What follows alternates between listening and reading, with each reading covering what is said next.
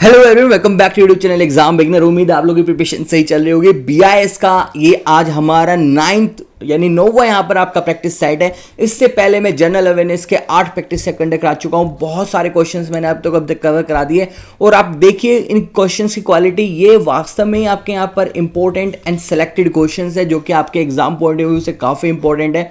तो इसलिए इनकी मल्टीपल टाइम आप रिविजन कीजिए, यहाँ पर इन क्वेश्चंस को अटेम्प्ट करना शुरू कीजिए। पिछली जो सेशन जिसने नहीं देखे है उसकी प्लेलिस्ट का लिंक मैंने नीचे डिस्क्रिप्शन में दिया हुआ है, वहाँ से जाकर उसको आप अटेंड करना स्टार्ट करें।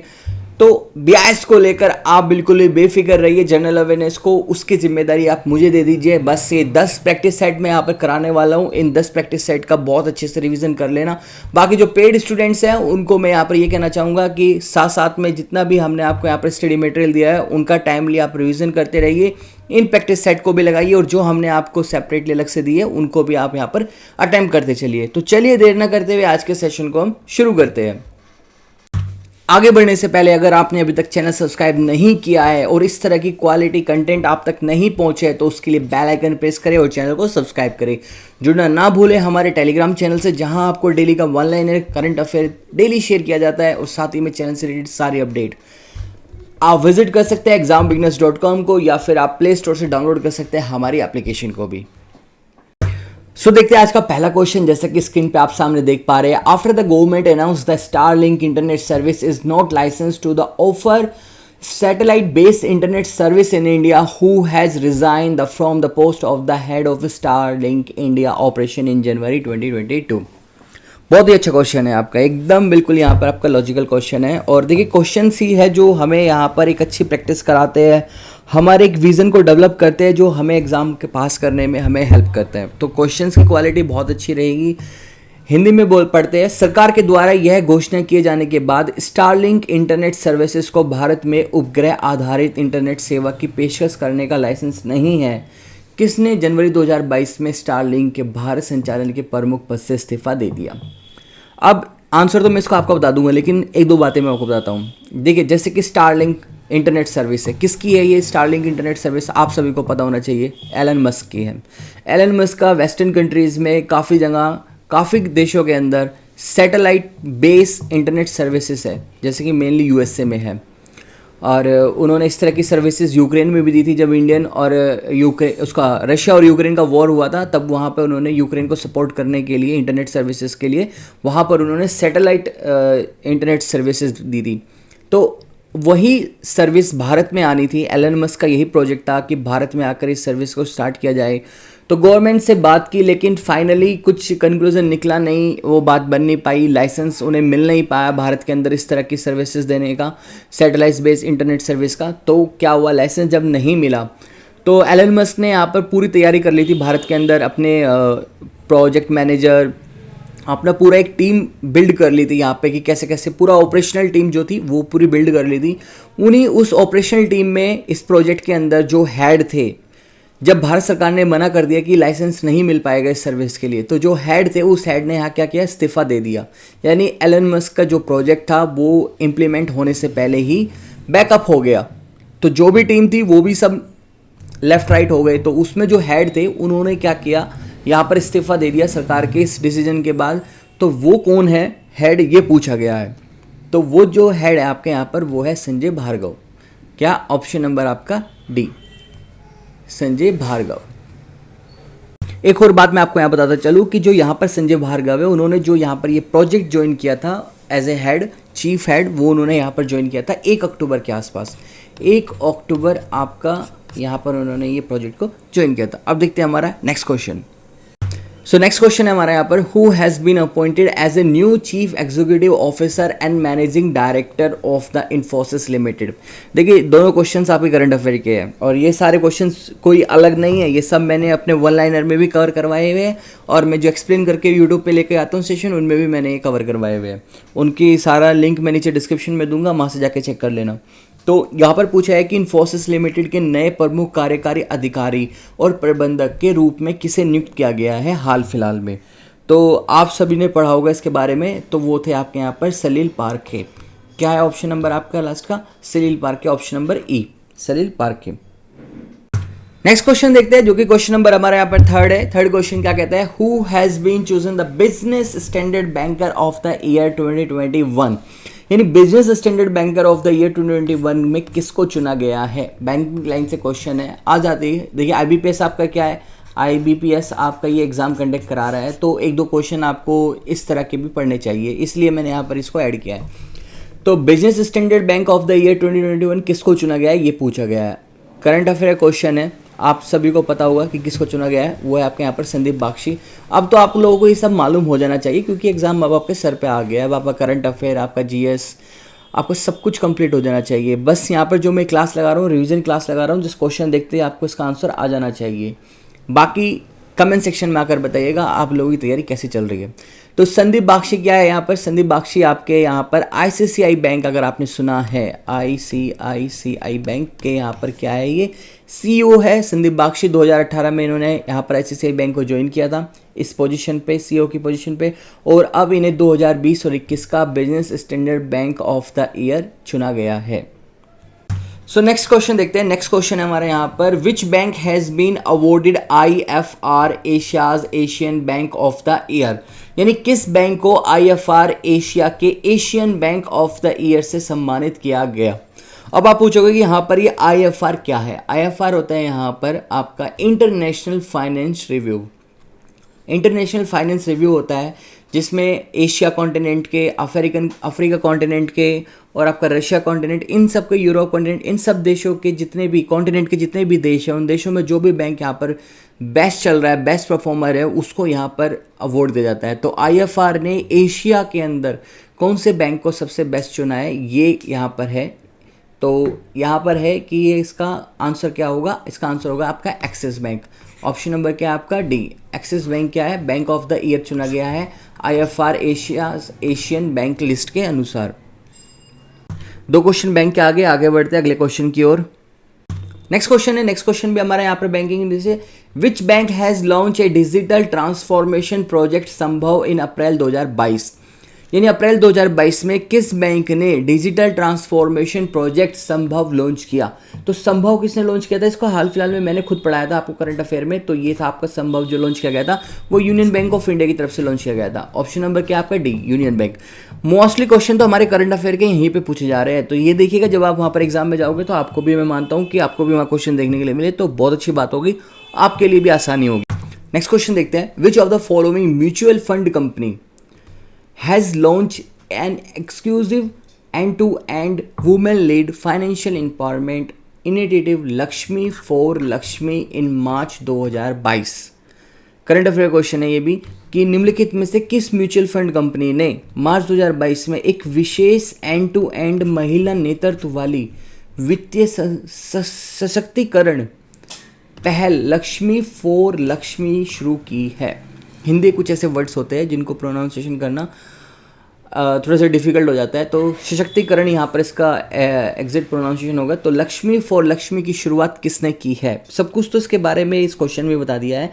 क्वेश्चन में कहा कि जा रहा है कि कोई म्यूचुअल फंड कंपनी है, जो नीचे ऑप्शंस आपको दिए उनमें से कोई एक, उस कंपनी ने मार्च 2022 में यहाँ पर एक विशेष, यानी कोई स्पेशल एंड टू एंड महिला नेतृत्व वाली वित्तीय सशक्तिकरण की पहल की है, जिसका नाम रखा गया है लक्ष्मी फॉर लक्ष्मी। यानी सिंपली आप कह सकते हैं वुमेन इन पावर के लिए कोई यहाँ पर एक कोई इनिशिएटिव शुरू किया गया है।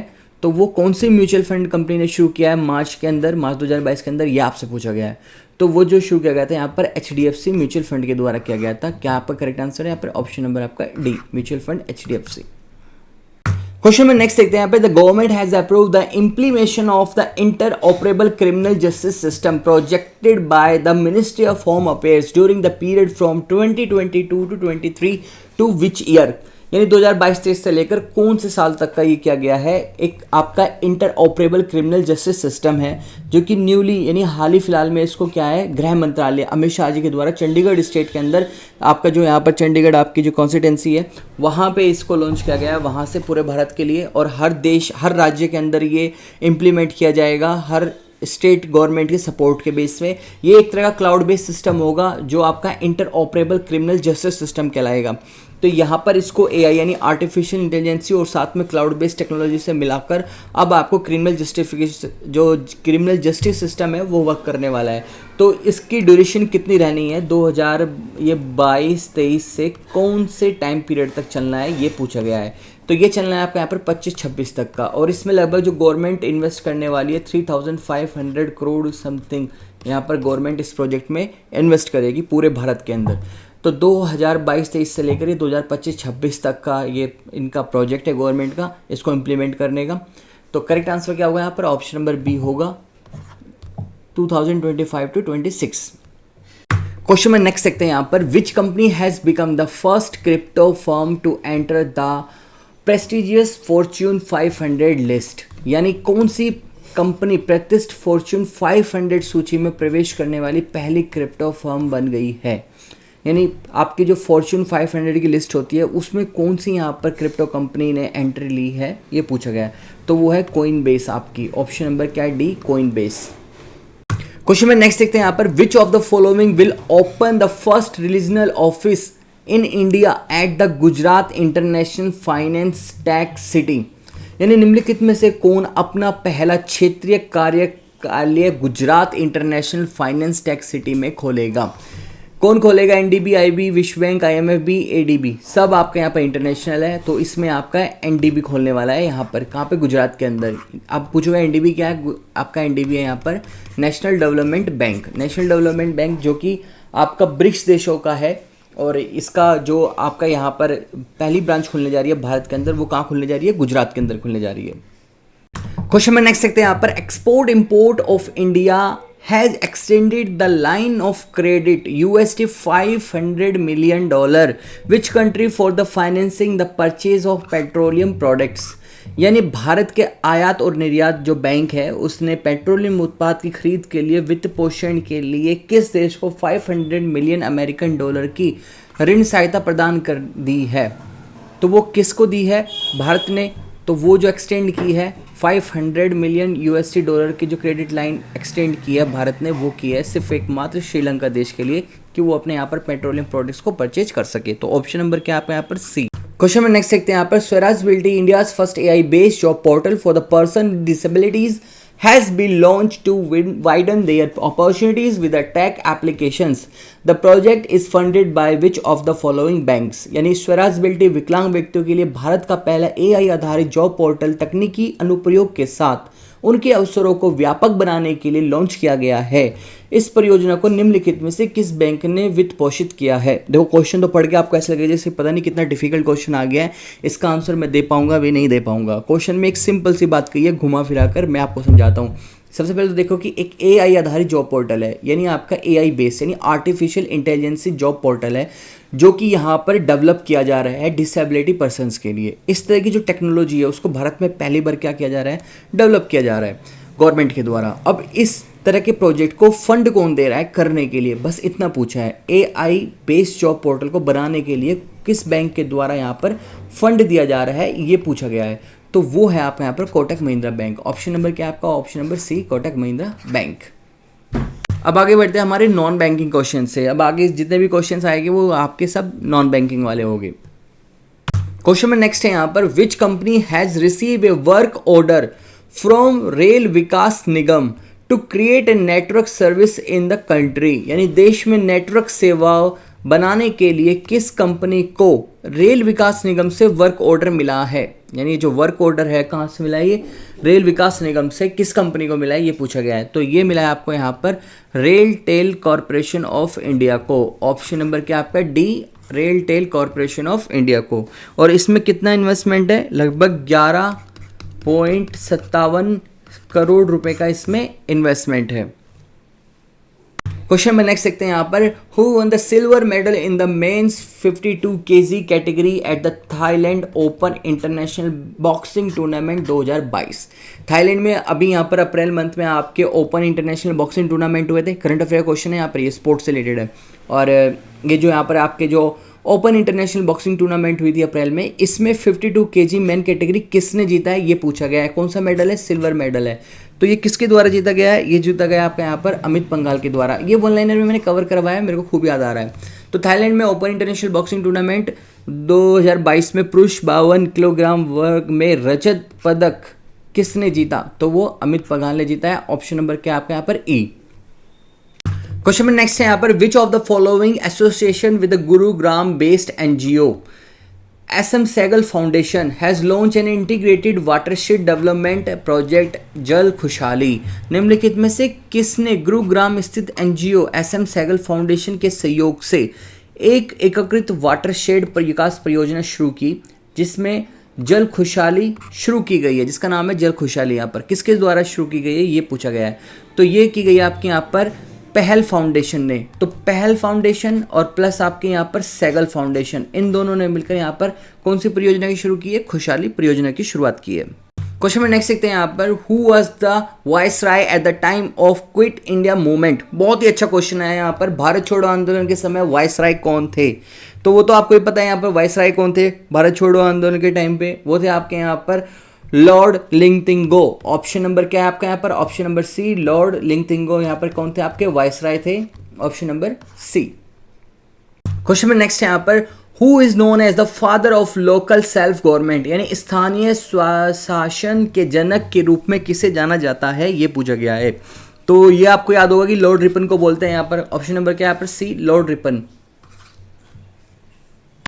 क्योंकि यहाँ पे जो लॉर्ड रिपन है, इन्होंने यहाँ पर 1882 में क्या किया था? स्थानीय स्वशासन की शुरुआत की थी, यानी आपकी लोकल सेल्फ गवर्नमेंट की शुरुआत की थी 1882 में। तो इस वजह से इन्हें यहाँ पर क्या कहा जाता है? इसके जनक कहा जाता है, फादर कहा जाता है लोकल ऑफ सेल्फ गवर्नमेंट के।